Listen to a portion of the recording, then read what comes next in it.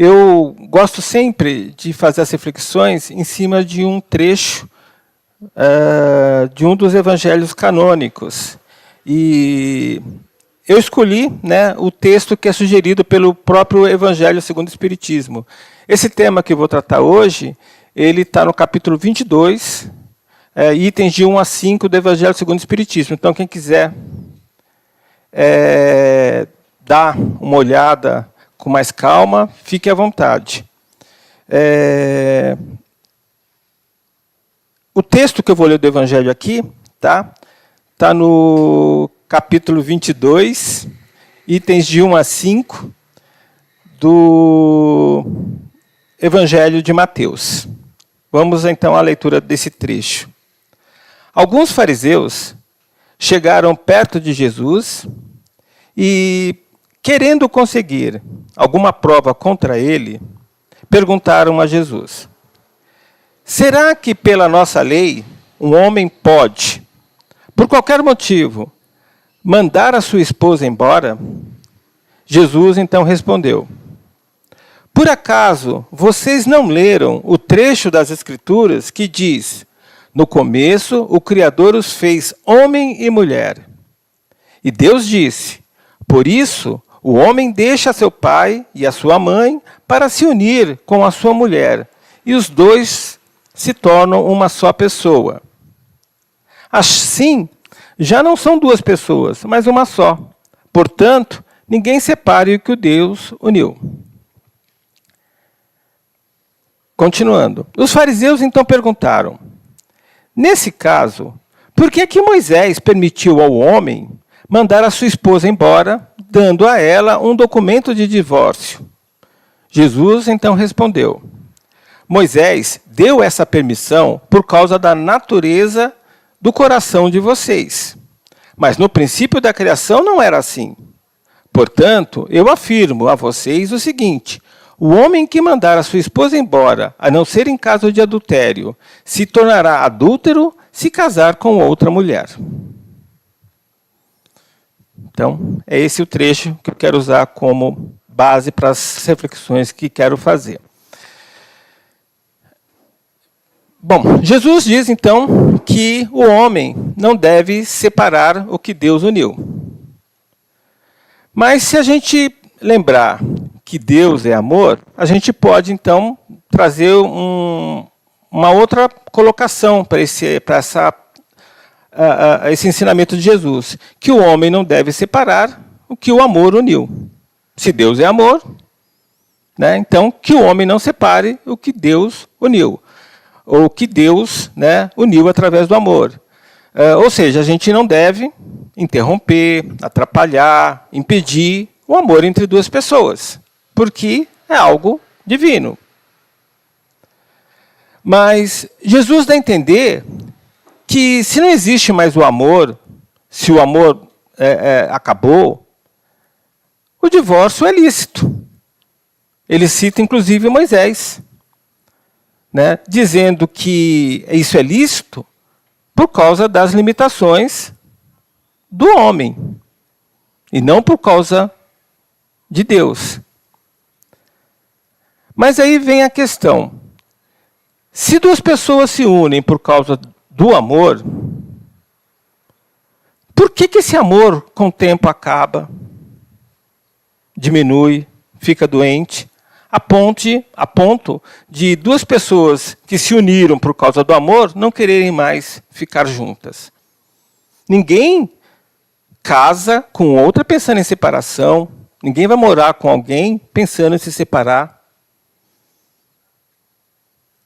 Se isso ocorre depois de um certo tempo, é porque o amor acabou, ficou doente.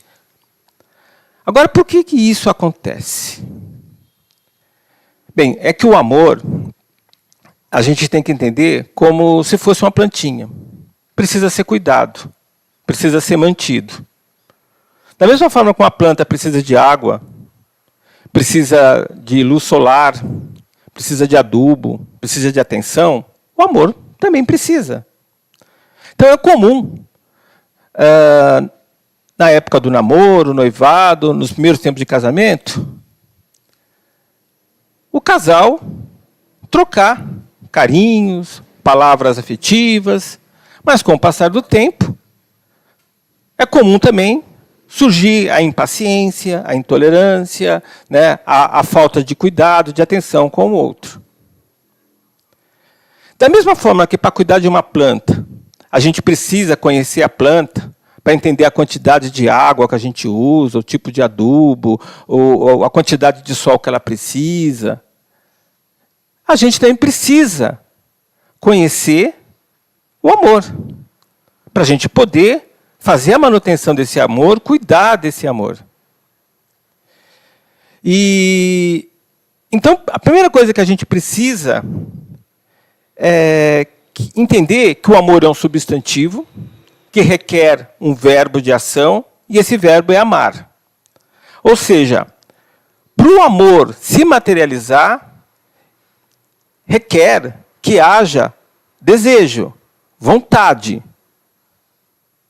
É uma escolha. Eu escolho amar uma outra pessoa. No momento que eu escolho amar essa pessoa, eu preciso materializar esse amor. Eu preciso regar a plantinha. Senão a plantinha vai morrer, senão o amor vai morrer. Então exige ação. Não basta pensar, sentir o amor. Eu preciso materializar esse amor de forma prática. Senão ele pode ficar doente e morrer. Os gregos, eles possuem mais de 10 palavras para diferenciar os diferentes tipos de amor. Eu gosto muito da forma como eles encaram isso. Eles colocam que existem os amores menores, que é os gostar. Então tem um amor menor chamado ludus, que é o amor de gostar de estar junto, de dançar, de conversar, de ir no cinema. É o ludus. Existe o pragma, que é o amor do respeito, da admiração pela outra pessoa.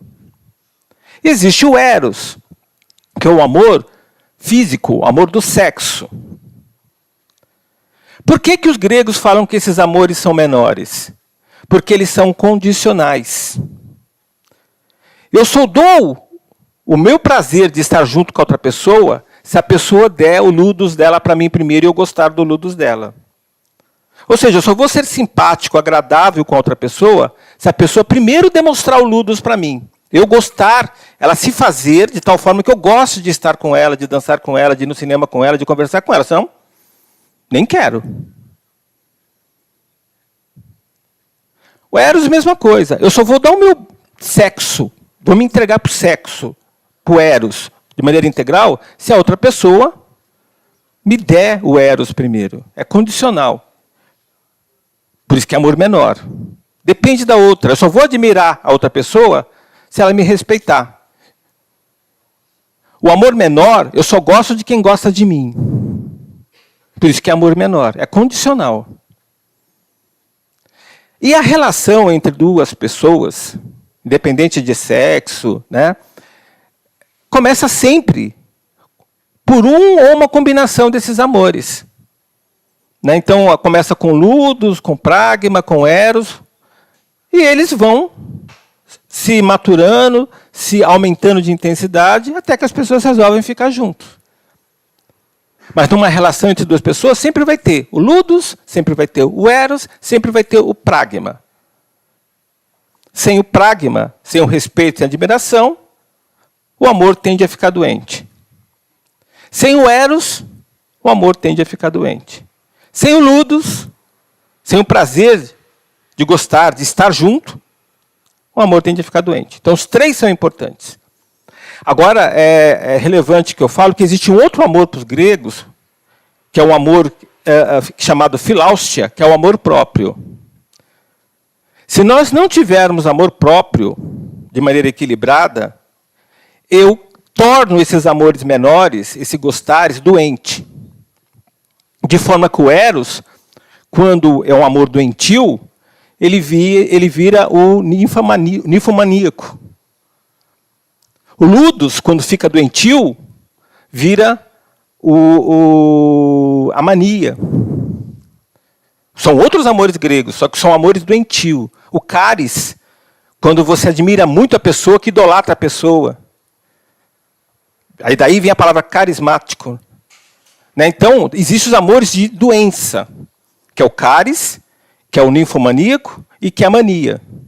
Esses três amores doentios surgem quando a gente pratica o ludus, o eros ou o pragma de maneira sem controle, porque a gente não se ama de maneira adequada. Eu não tenho o filáusia bem definido em mim. Agora eu preciso trabalhar esses três amores para que eles virem amores maiores. O que é o amor maior dos gregos? É o amor incondicional. O ágape, que é o amor divino. O storge, que é o amor de pai e de mãe. E o filia, que é o amor de irmão. Um relacionamento maduro, esses três amores menores se unem formando o amor filia, aonde um ama o outro, independente de qualquer coisa. É incondicional. O storge, o amor de mãe, é assim. A mãe ama o filho, independente do que ele fala, do que ele pensa, do que ele sente, do que ele faz. Ela simplesmente ama o filho. Um relacionamento maduro, um ama o outro, independente de qualquer coisa. Eu amo tanto o meu parceiro que eu quero que ele seja feliz, mesmo que não seja comigo. Isso é o amor maduro.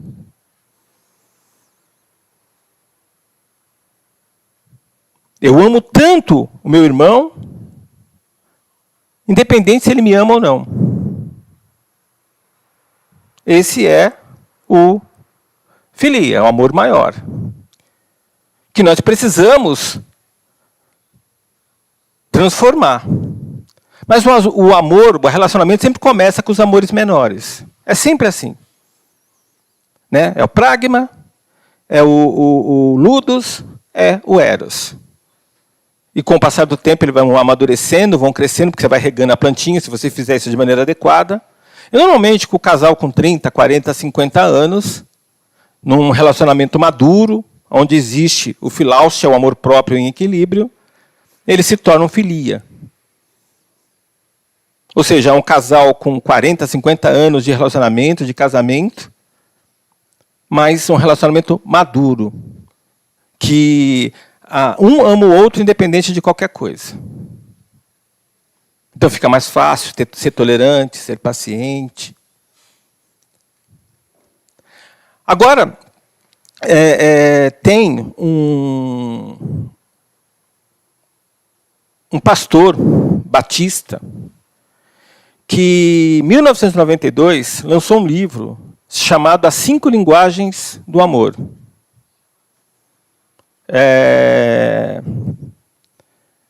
Me falha o nome dele agora, Gary Chapman. Ele lançou um livro, As 5 Linguagens do Amor, aonde ele coloca como que a gente deve materializar o amor para o outro. Porque, às vezes, a gente quer regar a plantinha, mas não sabe como. Né? Ou seja, mesmo que a gente tenha consciência dos diversos tipos de amor, dos amores que são condicionais, daqueles que são incondicionais, que a gente precisa regar, que a gente precisa materializar o amor, a gente não sabe como fazer essa entrega. Porque as pessoas são diferentes. E aí ele descobriu, porque ele é um pastor batista, e a especialidade dele era fazer, né, terapias de casais. Então, com o passar dos anos, ele também é antropólogo, doutor, essa coisa toda, ele foi pegando a experiência e classificou, né, os 5 tipos de linguagem de amor que todos nós temos, só que tem 1 ou 2 que se destacam. E nós precisamos conhecer no nosso parceiro para que a gente demonstre, materialize o amor de maneira adequada. Bem, a primeira forma da gente materializar o amor É declarando. São palavras de afirmação. Você diz para o outro que o ama. Você faz um elogio sincero. Nossa, como você é inteligente. Como você é sagaz. Não pode ser lisonja. Elogio falso. Tem que ser elogio verdadeiro. Que não é pior. Tem que ser algo sincero. E dizer que ama a outra pessoa. Você está materializando em palavras o seu amor pelo outro. Você só não pensa e sente só. Você materializa dizendo que o ama. Tem gente que gosta de ouvir o parceiro dizer que o ama diversas vezes durante o dia. Pela manhã, à noite, durante o dia, pelo WhatsApp. Se o outro não fala, um fica carente. Só que isso não vale para todas as pessoas. Tem pessoas que até se irritam se você ficar fazendo isso. Porque não é isso que ela sente que você a ama com verdade. Tem pessoas que percebem isso se você toca. Se você abraça, se você dá a mão, se você faz um sexo e se entrega no sexo. Ou seja, você pode dizer para ela que a ama N vezes. Mas se você não demonstra isso fisicamente, abraçando, tocando, fazendo um bom sexo, ela não se sente amada. Ou seja, de repente você realmente ama a pessoa, fala isso, mas a pessoa não consegue captar esse amor porque você está entregando de maneira errada. Ela tem um canal para receber e você está entregando no outro. Tem pessoa que não adianta você falar e não adianta você tocar. Porque o canal dela é diferente. É a qualidade do tempo, é a prioridade que você dá para ela. Ela se sente amada quando ela percebe que você está trabalhando lá no notebook, fazendo alguma coisa, ela fala com você, você para o que está fazendo, olha para ela, escuta e vê o que ela está fazendo. Você está vendo um jogo de futebol, ela fala com você, você até desliga a TV se for o caso e dá atenção para ela. Ou seja, quando ela percebe que ela é prioritária, ela percebe o amor nesse tipo de ação. Qualidade do tempo. A gente precisa descobrir o canal do outro. Como eu falei, às vezes são dois. E a gente tem que fazer isso de maneira adequada. Tem pessoa que não é priorizando o tempo, não é falando, não é tocando, é dando presente. Não precisa ser presente caro, mas presente. Tipo um bilhetinho, uma lembrancinha. Ela se sente amada quando ela ganha presente. Olha que interessante. E o quinto tipo de pessoa se sente amada quando você oferece um serviço para ela. Tipo lavar louça. Tipo ir no banco, pagar uma conta. Tipo ir no posto, encher o combustível no carro dela. Quando você demonstra de uma forma prática fazendo algo que ela que normalmente faria, sem ela pedir. Ela se sente amada. Entrega de serviço aí. Então nós precisamos identificar qual é ou quais são os canais que o nosso parceiro recebe, se sente amado, para a gente utilizar esses canais. E se usar todos? Pode usar. Só que a gente tem que perceber se isso não irrita o outro.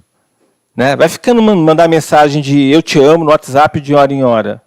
Pode ser que a pessoa não goste. Para de fazer isso. Você acha até que é falsidade. Ou de você toda hora quer abraçar, quer beijar. Outra pessoa pode se sentir sufocada. Né? Dar presente demais. Enfim, você tem que perceber qual é o canal de entrega adequado para que a pessoa se sinta amada. Então, repassando, Para a gente manter a chama do amor que causou a união de duas pessoas, independente de sexo, eu preciso fazer a manutenção desse amor, para ele não ficar doente e morrer. E isso é um trabalho contínuo. Então, eu preciso fazer uma boa entrega de Ludus, eu preciso fazer uma boa entrega de Pragma, eu preciso fazer uma boa entrega de Eros. E uma sugestão. De vez você entregar o seu Ludus, só se o outro entregar um bom Ludus, entrega você primeiro. Logo que a gente tem a consciência que existem esses três amores, e eles são condicionais, a tendência é só entregar um bom Ludus se o outro me entregar primeiro, entregar um bom Eros se o outro me entregar primeiro, entregar um bom Pragma se o outro me entregar primeiro. Vamos inverter a equação. Eu entrego primeiro, né, para demonstrar o meu amor. Pô, mas e se o outro não faz o retorno? É um trabalho de conscientização. Você tem que fazer isso sem expectativa. Você está fazendo a sua parte, que é o que cada um de nós tem que fazer. Fazer a nossa parte para esse mundo ser melhor. E aí, se você puder ajudar as outras pessoas a fazerem a parte delas, legal. Mas nós temos que priorizar fazer a nossa parte. Muitos de nós ficam criticando o outro porque não faz a parte dele, mas a gente não faz a nossa. Então, façamos a nossa parte bem, para depois poder ajudar o outro a fazer a parte dele. Então, tem uma sugestão, né? Nos gostar, nos amores menores, vamos inverter a equação e nós vamos entregar um bom Ludus, um bom Pragma e um bom Eros. Não esquecendo que nós precisamos nos amar de maneira equilibrada, nós primeiro. Porque se a gente não se ama, como a gente pode amar alguém? A gente só dá o que tem. Se a gente não se ama, não vai dar um bom amor. Então tem que ter um amor equilibrado. Um filáusia bom, para poder entregar os amores menores. E saber que com o tempo, esses amores têm que virar um amor maior, incondicional, o filia. E para que isso aconteça, eu tenho que regar o meu amor, fazendo a entrega desse amor de maneira adequada ao meu parceiro. Se ele é sinestésico, então eu tenho que tocar, abraçar, beijar, dar as mãos, ficar junto. Se ele gosta de presente, vamos dar presente. Se a prioridade para ele é tudo tempo, vamos dar então uma boa qualidade de tempo. Se verbalizar isso, que verbalizemos, que falemos, né, de amor. Se é prestar serviço, vamos lavar a louça todo dia, se esse é o problema. Deixar o outro feliz. Que possamos, então, né, ter essa consciência que a manutenção do amor só depende de nós. Né? E que, se a gente conseguir fazer isso, né, a gente vai estar seguindo o ensinamento de Jesus. Né? O que Deus uniu, o homem não separa. Porque foi feito com amor. Existe amor, que é a lei maior. Vamos fazer, então, o nosso encerramento. Obrigado. Então, mais uma vez com os olhos fechados, vamos agradecendo a toda a espiritualidade aqui presente, por mais essa oportunidade de reflexão e de crescimento em consciência.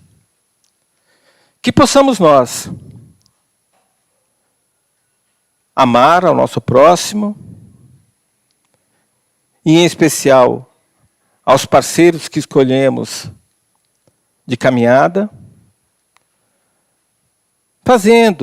materializando o nosso amor de maneira adequada para que ele perceba. Que possamos fazer isso, essa materialização, essa entrega de amor de forma contínua, para que esse amor, que a princípio é condicional, se torne com o tempo um amor incondicional, um amor fraterno, um amor que não cobre nada do outro. E para agradecer a tudo que recebemos na noite de hoje, vamos vibrar. E para vibrar basta pensar e sentir energias curadoras, reparadoras, protetoras, energias revigorantes, para todos aqueles que a nossa consciência puder alcançar. Em especial, aqueles espíritos que se encontram em situação de guerra, em situação de conflito militar, que se encontram em dificuldade por causa de desastres naturais. Vamos vibrando também amor, paz, esperança, para aqueles espíritos que se encontram reclusos em leitos hospitalares, em asilos, orfanatos, em prisões, em nossas ruas, escravos de vícios, às vezes sem teto, sem ter o que comer. Vamos vibrando também por nossos amores, nossos pais, nossos filhos, nossos companheiros, nossos irmãos, nossos vizinhos, nossos colegas de trabalho, que eles possam receber um pouco das energias que estamos irradiando pelo nosso ato de pensar e sentir. Vamos pedindo licença à espiritualidade para vibrarmos também por nós mesmos. Que nós também sejamos abençoados com energias que possam nos trazer saúde e vigor, para que assim possamos caminhar melhor para alcançar os nossos objetivos evolutivos. E para agradecer a tudo o que temos e somos, mais uma vez vamos oferecendo ao nosso Pai a prece que o Mestre Jesus nos ensinou. Pai nosso que estás nos céus, santificado seja o vosso nome, que venha a nós o vosso reino, que seja feita a vossa vontade, assim na terra como nos céus. Que o pão nosso de cada dia nos dai hoje, que perdoai as nossas ofensas, assim como nós perdoamos a quem nos tem ofendido. E não nos deixeis cair em tentação, mas livrai-nos de todo mal. Que assim seja, graças a Deus. Uma grande semana para todos, aqueles que vão fazer aí o tratamento, é só aguardar que serão chamados. Obrigado.